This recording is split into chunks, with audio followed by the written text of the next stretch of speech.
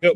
All right, I think we are ready to get started with our speaker. I hope everyone enjoyed this meal that we were able to share together. Man, so I had asked Lydia who she would like to introduce her. Her and I were able to sit in one circle together so far, and I'm hoping for many more. But so Brittany had come up here to sew and to finish a project, and it was just me and Lydia in the circle. And I came up here, or I asked her, like, you still want to have this circle, or should we just, sit and talk? And she said, yeah, let's have the circle. So we did, and the words that she shared in that circle alone touched my heart. And so when we were talking about speakers, I just knew that we had to be able to share her story. And so I hope that it touches all of your hearts tonight the way that she's touched mine. So I would like to introduce Lydia West.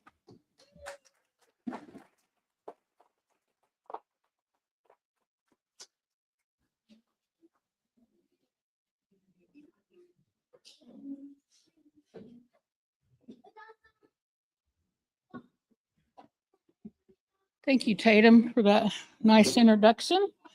It was wonderful to be in that circle with you, that talking circle.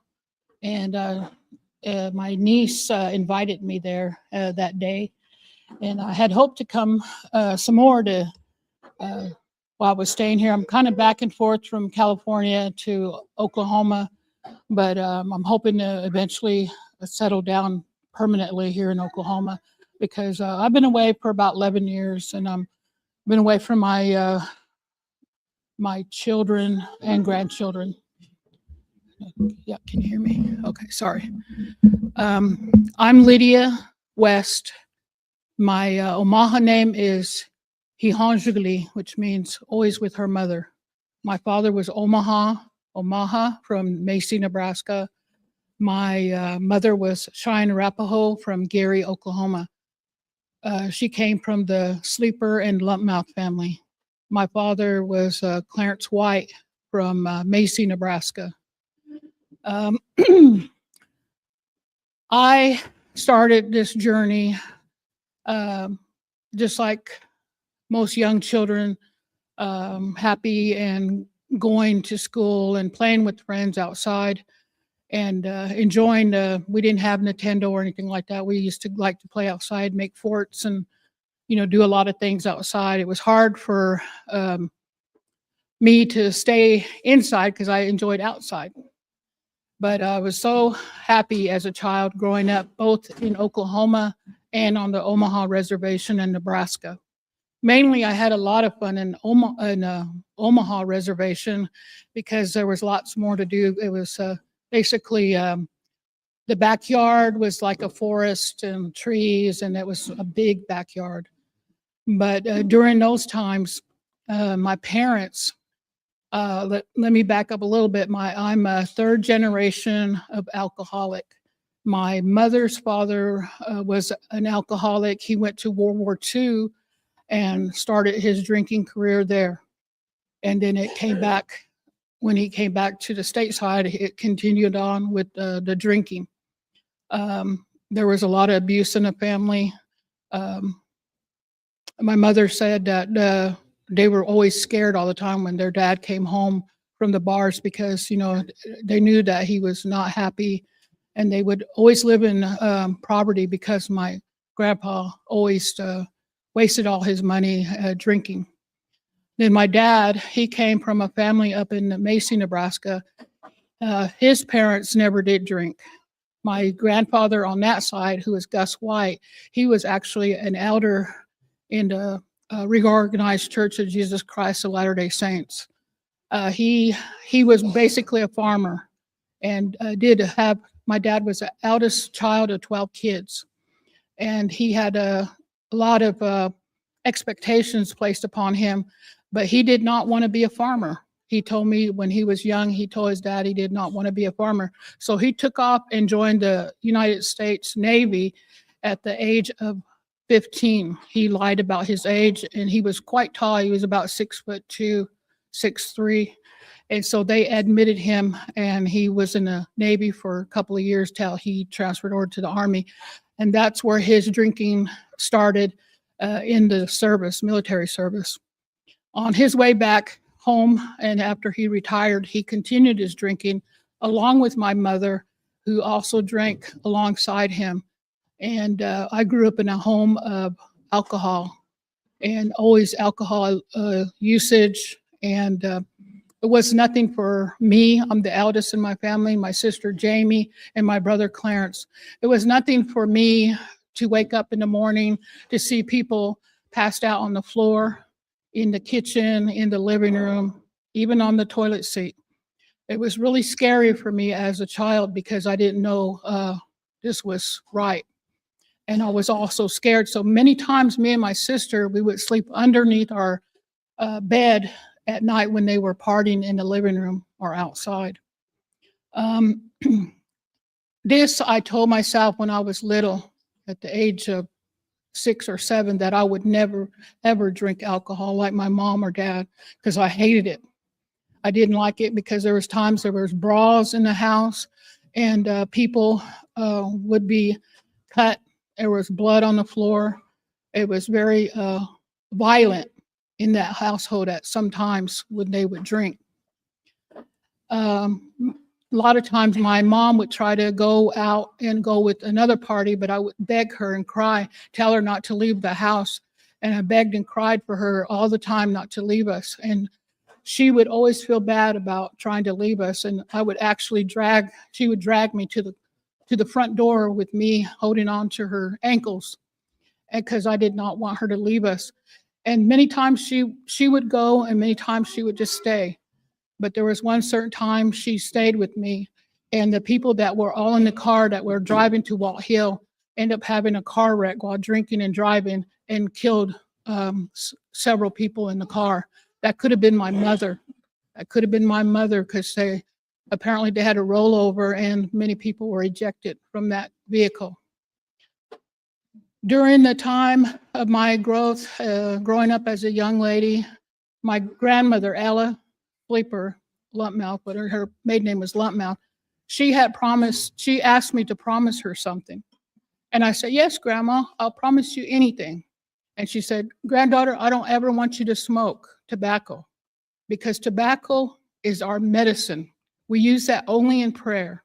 And I said, yes, Grandma, I will never smoke.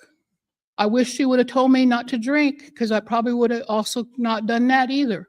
But she only mentioned tobacco.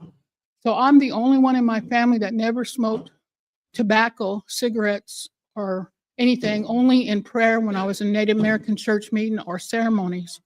Both my parents smoked Winston's heavily, and my sister and my brother both smoke. I was always proud of that. But I often thought, never ever smoke. But that promise saved me one time when I was in Omaha, Nebraska, while I was at a drug house with me and my cousin Scott Country. We went to this drug house to go get alcohol when we were older, in our early 20s or late teens. And I was there drinking beer. And there was a guy that had a pipe, and it was a crack pipe. And I had that pipe right to my mouth. But that promise that my grandmother told me never to smoke, it came back to my mind. I said, man, I'm not smoking this. I don't smoke. I drink. And they said, come on, Lydia, just try it. I said, no, I won't do it. That promise there to my grandmother saved my life. And I always think about those times, because I was even bad enough on alcohol. Can you imagine me being on dope? I would be an actual evil person. I probably wouldn't even be here. I would probably be killed or dead somewhere. And my alcoholism, my drinking didn't start. My first drink was at 16 when I was at the high school in Macy, Nebraska. Me and my sister were playing around, and we just drank. We found a can of beer and we just drank it. And it gave me it made everything spin, and I didn't really quite like it, and I got nauseated. That was my first drink. But then later, it started again when I was in college, when I was up at school in the University of North Dakota in Grand Forks. I had got a scholarship up there for medicine. I was a pre-med student. I scored real high on my ACTs. I got a full scholarship. I was hoping to be a doctor.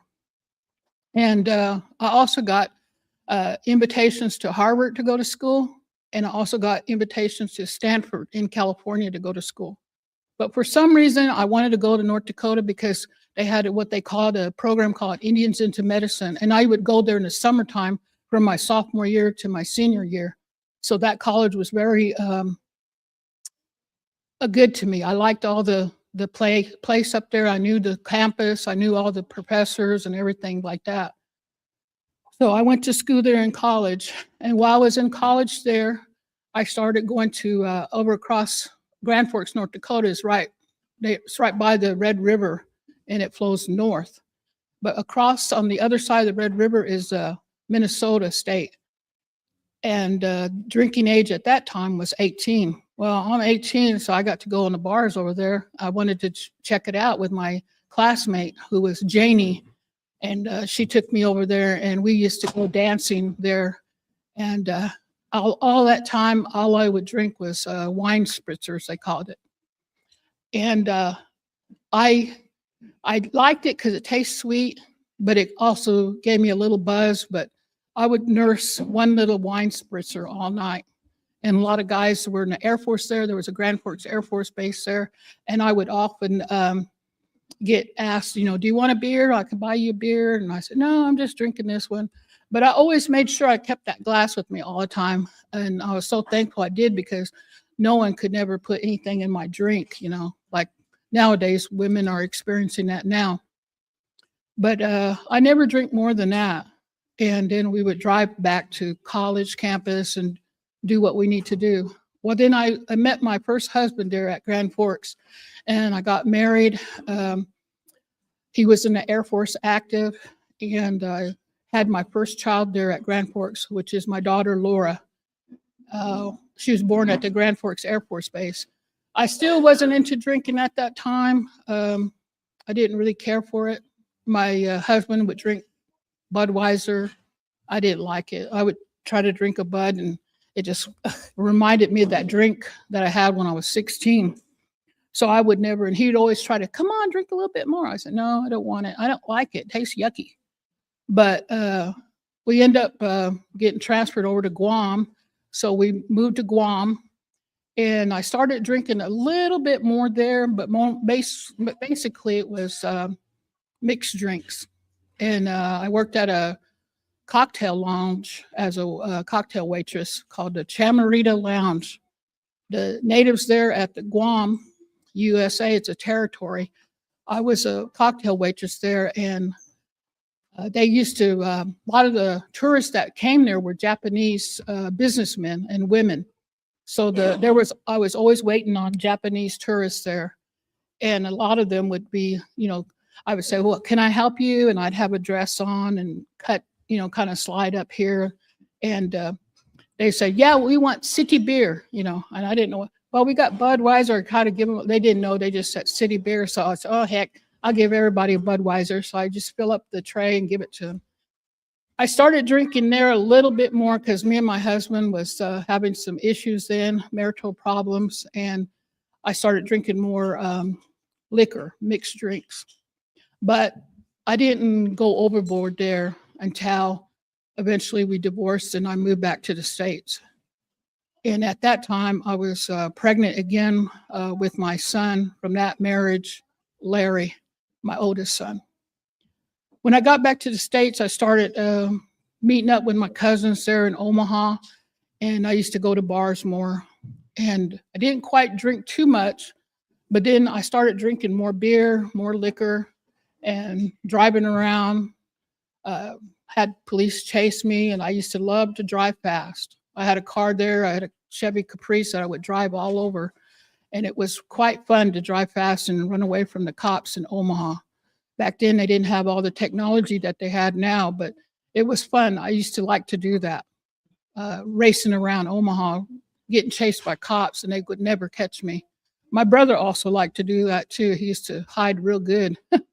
But after that, my drinking started increasing when I went to different clubs to dance. I used to love to dance, and there was a civic center downtown in Omaha where I used to dance a lot with other friends, and we had a lot of fun, you know, until one day I was dancing, and I thought somebody that was dancing beside me burnt me with a cigarette, but actually it felt burnt. And I was like, oh crap, what the hell is that?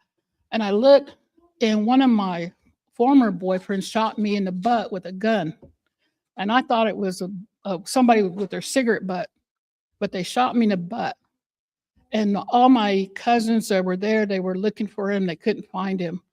But eventually that guy that shot me, he ended up dead somewhere. I always wonder if my cousins that were all boys did something to him because of that. And that was scary because I never would have thought, they would do something violent like that. But we were like a gang up there in Omaha. But later, during my life of drinking, it started increasingly more going back into when I came to Oklahoma after my dad died in 1998. I went into nursing school in Burns Flat, Oklahoma. I was kind of lonely then. I got married to my second husband, and he was in the Army, and he was stationed overseas he was fighting in a war overseas in Saudi Arabia, I guess at Desert Storm. And so he was there, and that's when I had my third child, which is Autumn. And she was born down in Altus Air Force Base. Well, while I was in nursing school, I became the class president in my nursing class out in Burns Flat. And then I did graduate. And during that time, I divorced my second husband because I just really didn't have anything, going on. He was over there and he had his own life going on. So I started drinking some more with one of my cousins that took me to a bar in Weatherford, and I started drinking there. Didn't quite drink a lot, but then I did drink some. When I did drink, they had those buckets of beer there, and I would drink that and got drunk. And that's where I met my third husband, who is here right now. So he's keeping me straight. I can't lie now. But anyway, we met there in Weatherford, Oklahoma. He had his own home. And of course, my drinking started increasing more and more. He used to like to smoke. I didn't smoke. I basically drank. And we kind of just had a really volatile relationship. It was, I don't know what you would call it. It was very unhealthy, but we still managed to keep staying together back and forth off and on. We would break up, and we'd get back together again. And it was a good relationship when we were sober, but when I got to drinking, then it got bad. But we eventually got married, and he adopted all my kids. And I had another son from another guy, and that's my son, Charlie.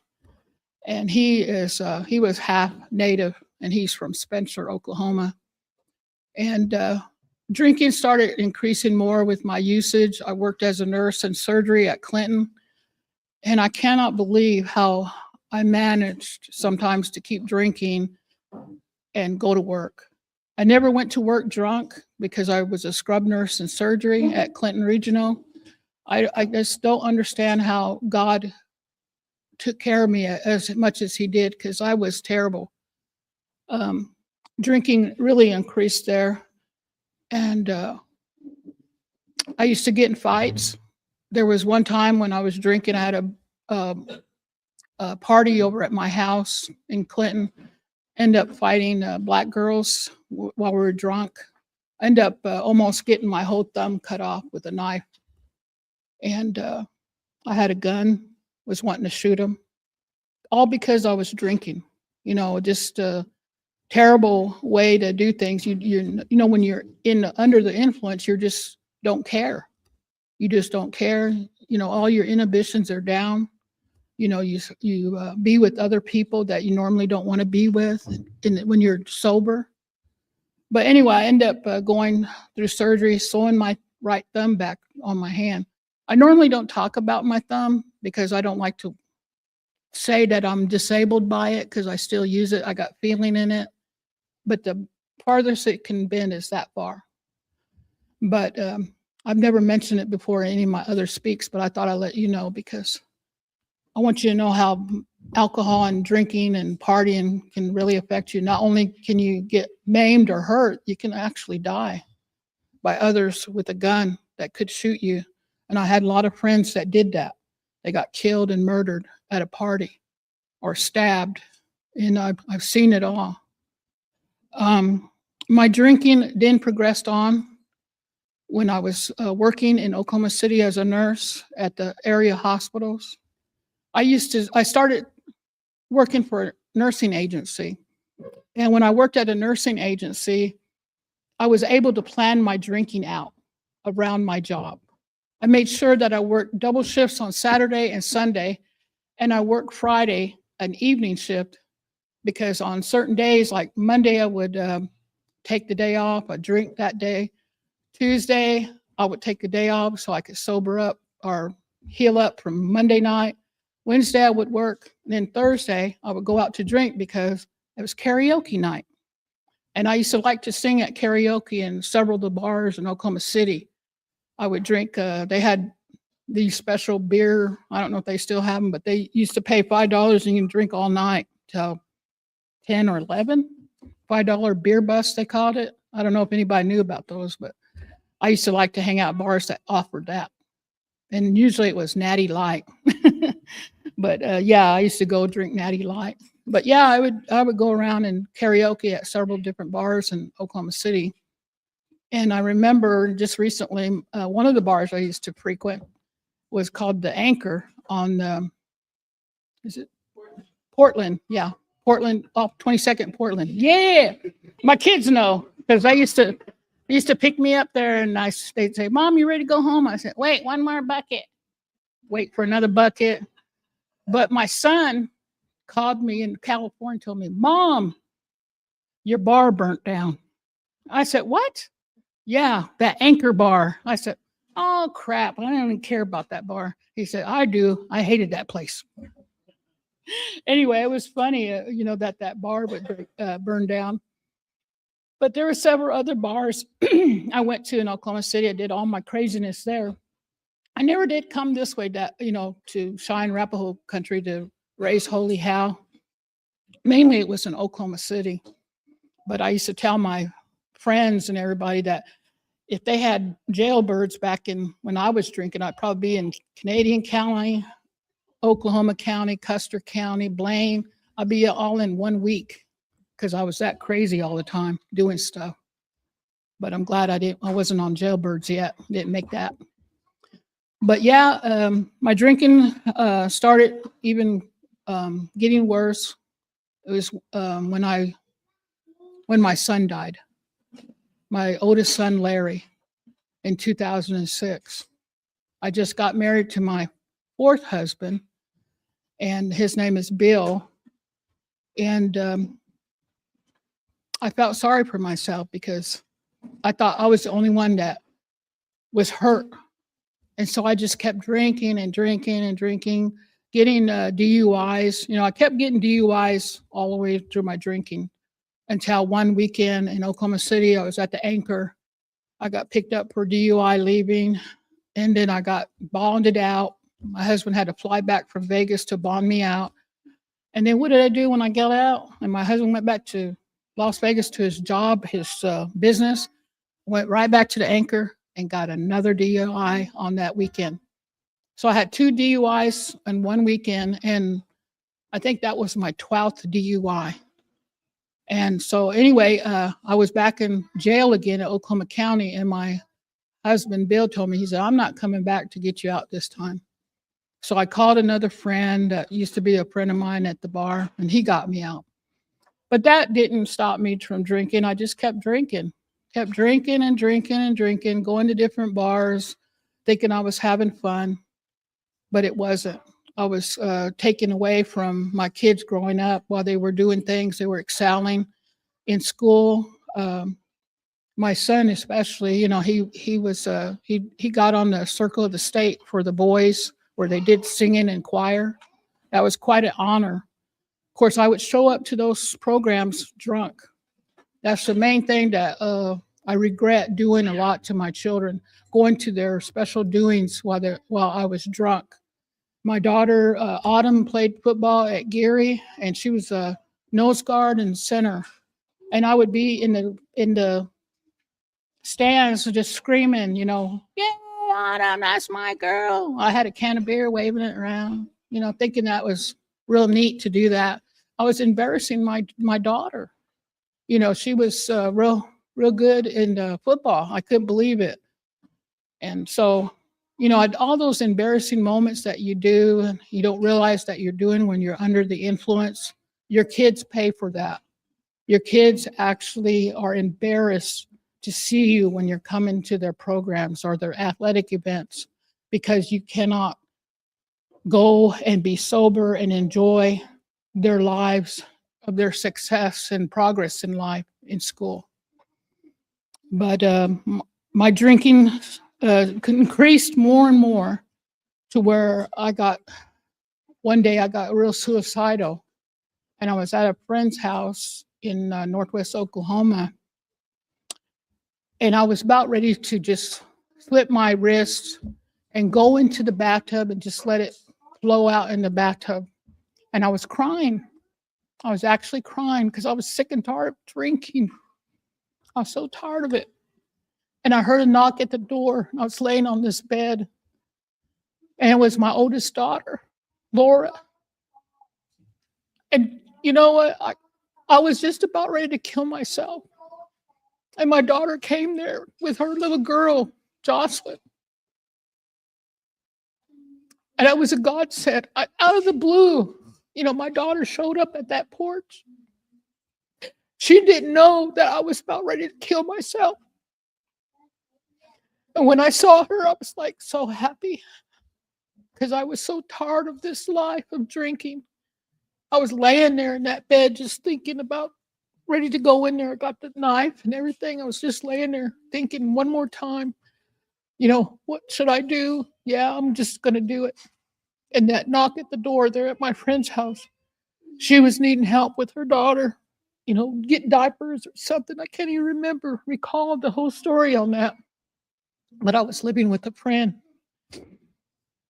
And that was the closest I ever got to wanting to end my life because of drinking.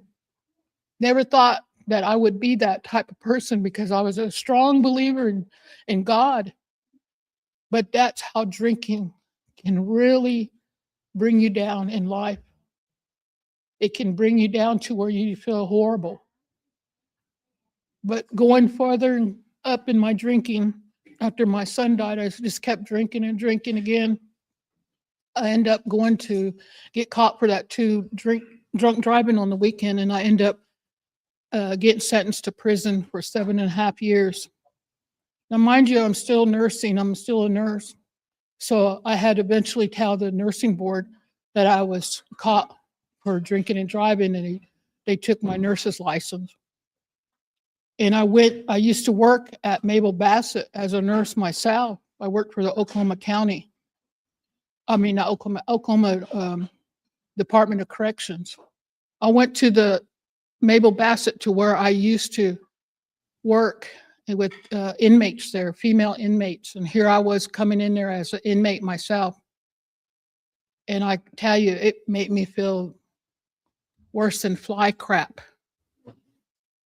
Here I knew all the people that worked there, all the doctors, all the nurses. And I was so ashamed to go in there because, you know, I was going to see some of the inmates that I took care of there. And it was really, really hard on me. So they found out that, I was coming through because one of my nurse friends there, she told them that I was coming in. So they put me in a special area where, where the other inmates couldn't see me. And the guards knew me, everybody knew me. And I wore a gray outfit. Oh, no, it was another outfit. I can't remember what color it is, but that's what I wore until I got placed in another prison. It's called arrival and reception, whatever, that's what they call A&R. And so I got, they sent me to a minimal security prison, which was Hillside in Oklahoma City. It had gates and, there, but it wasn't locked down or anything. If you wanted to leave, you could just walk out. But I never did. And stayed there for about 8 months until I was a first-time offender in prison. So they told me that I took RSAT there, which was a 12-step program for people that could be in there that wanted to get help, and I did. They didn't want to take me at first, but I kept begging my manager, kept knocking on his door, telling him to take me. No, get away, go away, He was an African guy, and I said, hey, I was trying to say, I got a daughter who's African, she's Nigerian. Get out of here, Lydia. He didn't want to hear it. And I just kept knocking every day till he actually, when he put that list up, he said, all I could take is court-ordered people. But because I was so persistent knocking on that door, wanting to go to RSAT, recovery, substance and treatment there in DLC, my name was on that list. And I got to go in there, and I was learning about my recovery, learning about my alcoholism, did a bunch of things that I never even thought about, showing me a list where I can make a choice. If I make this choice, what would it amount to? You do 5 things, what it could do if you make this choice. Like you can stay home on Saturday during a football game, or, you had to make choices. And then the negative choices you put on there, and you look at those. That's some of the things that we don't really understand as alcoholics or drug addicts, is that our choices determine how we are in life, how our consequences are. And that's what basically it was a pro and con of our choices. And that stuck in my head because I had to make out things, and I had worksheets she gave me to do, and I had to make these choices and do negative and positive. And that's made my brain started turning a different way. Because all this time in my life, I thought alcohol was normal. Because as Native Americans, we grow up, with alcoholism in our families. And we don't think it's nothing wrong, but it is. It's wrong. Our ancestors before never did use alcohol. In fact, as Native American people, after I studied more and more, we don't have an enzyme in our bodies to break down that molecule, alcohol molecule in our body. We don't have that like Europeans do. They had alcohol for thousands of years over in Europe, but as Native Americans, we don't have it. It will take another 1,000 years for us to be able to inherit that type of gene by, being with other people and other races and all that. But as Native Americans, we don't have that enzyme. And then another thing I learned is alcohol does not leave your body entirely. The last place it is seen in your body is in your spinal cord. And that takes 2 years for alcohol to completely leave your body. That was another interesting thing that I learned after studying about alcohol. Another thing I learned as a diabetic myself is every bottle of beer has 12 tablespoons of sugar. If you're a diabetic and you're still drinking, you're just killing yourself. Because I remember I could drink a whole case of that bottle of beer and still, and I was making myself sick. That's like another nail on your coffin. I learned that about alcohol. I also read about, about other drugs, but the alcohol is the most terriblest one, I think, to me as Native Americans, because we think it's not it's not bad, but it is. It's bad for all of us. I don't, our ancestors did not drink, and we should be, like them. That's how we were taught. And during my recovery, I got told too by other natives, I don't know why you go to AA. That's a white man thing. Well, drinking is not a Indian thing. So, it helps me in AA, helps me to stay where I'm at. They have these 12 steps. I try to explain that to them. Come to AA with me, learn. And anyway, after I got out of prison, I went to a sober living home for about almost a year. Because even though I owned a home in Geary, I didn't want to go back to the snake pit, because everybody in Geary on that 2 blocks or 3 blocks all drank, and I drank with everybody there. They were all my former drinking buddies. So I knew once I got sober, I knew I couldn't go right back to the house, because I needed to develop my networking, go to more programs, go to AA, go to other things, networking around with other people to get stronger, and which I did. Went to a lot of AA clubs in Oklahoma City. And my most favorite one was here in El Reno when I started going to AA. I went to El Reno all the time. All the old timers there, like Nick was there, John, I can't remember his last name, but Corbett, he still attends there, Corbett. Another lady that was there today, Patty Bacon used to attend there, but she's getting up in age and she don't go like she normally does. All the people I met there all helped me in my early recovery in AA. I did also attend Celebrate Recovery in my church, First Baptist Church in Warren. I attended that and also helped me with my spiritual growth in that way. It associated with the Bible. And that's why, I like to say this one verse, Philippians 4:13, it says, I can do all things through Christ who strengthens me. When you feel bad, that you can't do it no more, say that little Bible verse. I was told to always remember verses, because you don't have a Bible, there. You have to remember those verses, so when you get weak, you say them out loud, and then God will take care of you.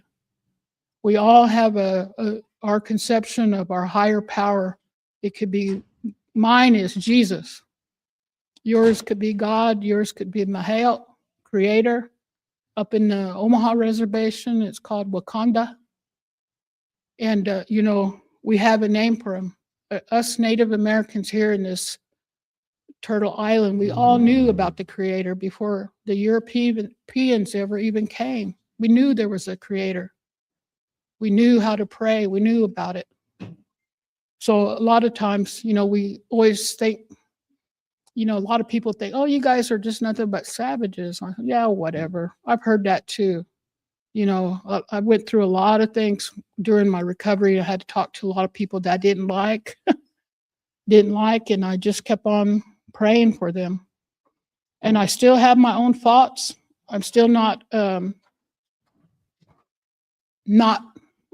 up there yet. I always say that I'm a masterpiece in progress, because God is not done with me.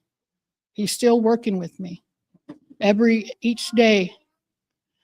I enjoy going to AAs across the United States. I enjoy going to even sober living homes to speak to different people, different races, different cultures, everything. And it really helps me a lot to grow. And I really, really like helping other Native American women, because they're my most favorite of all, is the Native women, because we are the backbone of our families. We are the true backbone of our families. Without a woman, there could never be family. There could never be children. A woman is held in high regard in our tribes, the Cheyenne Rappel people. It makes me mad to see a man downgrade or talk bad about a woman. I just kind of think of them as, maybe they weren't taught right. And sometimes if they talk bad, I always talk to them too aside, pull them aside and talk to them. Because I'm older now, I can start talking to people now because I'm a grandma. I'm 60 years old. And I'm so happy, that I went to prison. It was a blessing to me. It helped me to reestablish the way I think. It helped me to network. It wasn't a punishment. It was a blessing.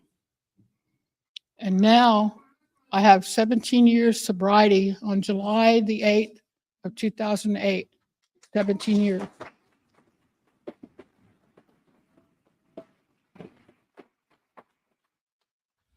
This alcoholic was told if I got another DUI, I would lose my license for life in Oklahoma. This alcoholic was told I could never be a nurse again. I was able to maintain and get my nursing license back in the peer program in Oklahoma.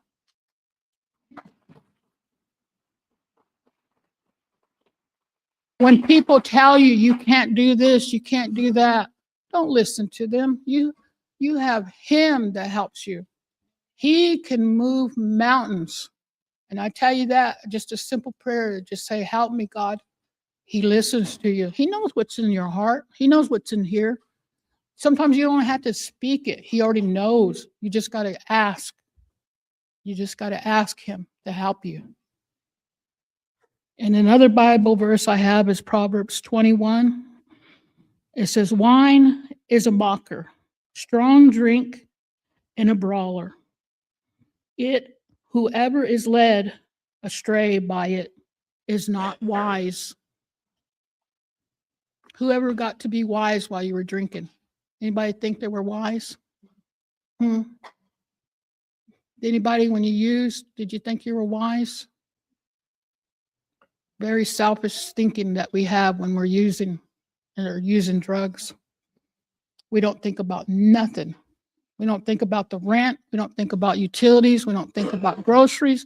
We don't think about our kids' clothes, our kids' programs, our school, anything, washing clothes, all those things we don't even think about because we want to it's me. I need it. I need that drug. I need that alcohol. Alcohol is a drug. I don't distinguish it different from anything else. It's all a drug. But I'm so thankful for everything that has been given to me throughout my life of recovery. I went to White Bison. I still go whenever I can. I try to go to Wellbrighty meetings. I do whatever I can. I use my Native American church. I go to Native American church and pray. I love that. That helped me, along my recovery. And even in the recovery of my body, because when I got my driver's license back, I went on to be a bus driver. I got my CDL Class B.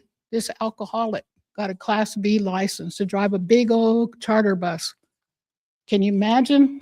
You wouldn't want me back 17 years ago to drive a big bus. But now I drive one.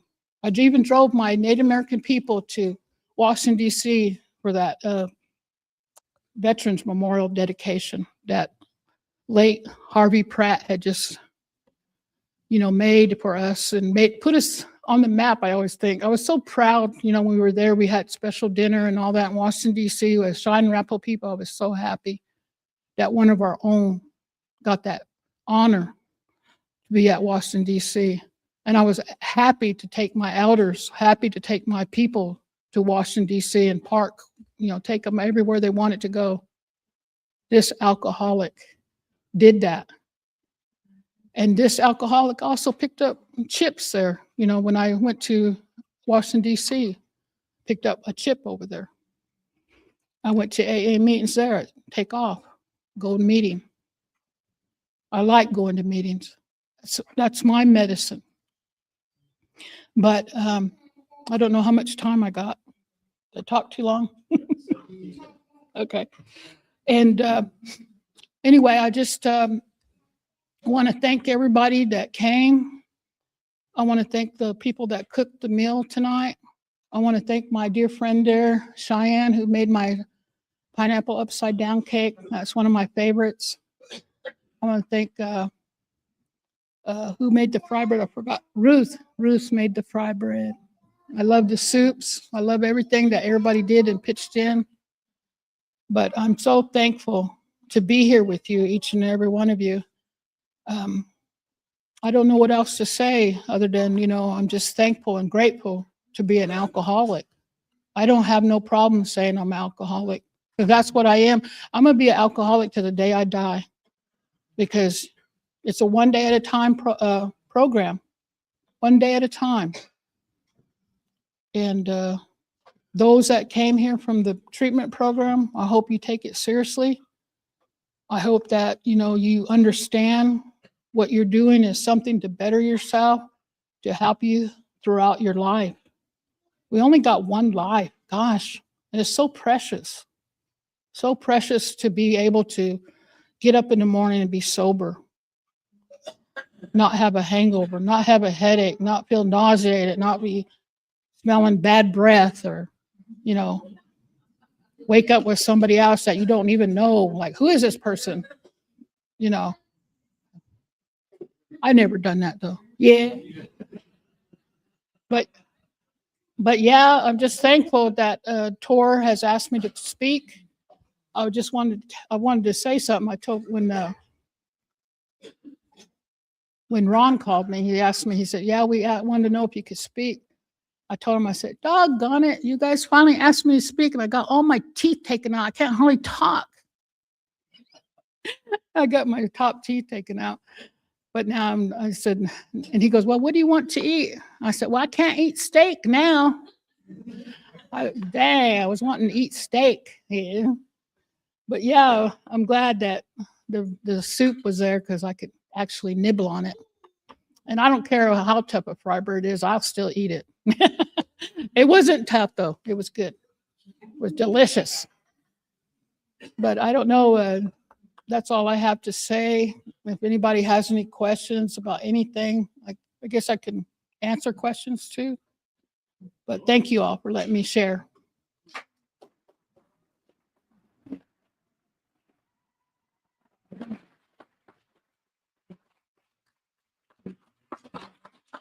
Oh my God. On behalf of all of your lovely women that are around, appreciate.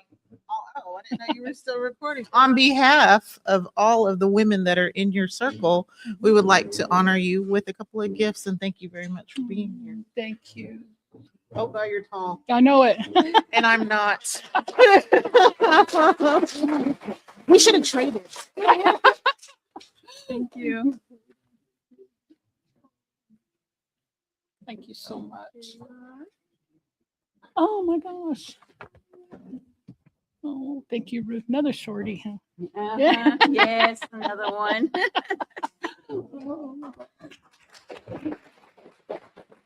Thank you so much. I've known Ron and Ruth for a long time. We've been together on this journey of recovery. I could go on and on about me and Ron and Ruth.